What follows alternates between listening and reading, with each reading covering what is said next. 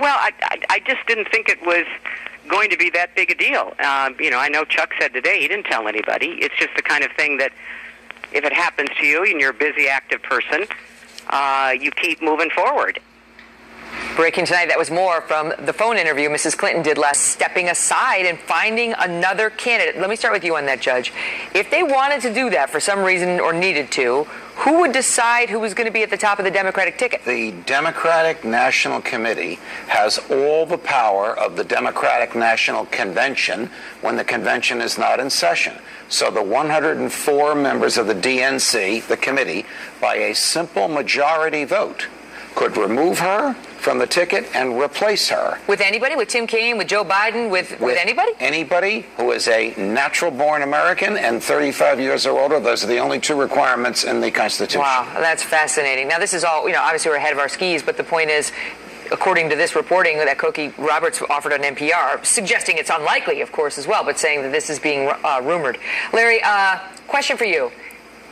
A lot of people, when they saw that yesterday, said, oh, she's done. She's done. That it's over.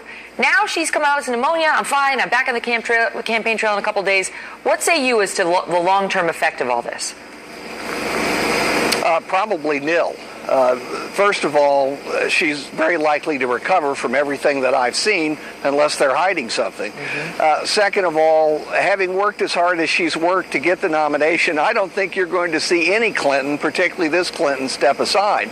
And the third thing, and this is very important, Megan, people in this election have overwhelmingly made their decisions. The percentage is very, very high. These two candidates have strong profiles. People feel very strongly, whichever one they've chosen, they're very unlikely to switch. But what about the independents? That sort of group of independents in the middle. Are they not up for grabs? There are a very small number of independents that actually aren't leaning one way or the other. A lot of people claim to be independents, but they're actually what we call hidden partisans.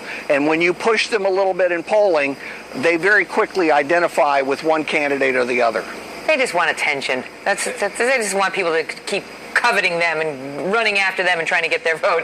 All right, so your prediction is this doesn't change the polls, and does it change your electoral map at all? It doesn't change anything as far as I can see. It doesn't change the map.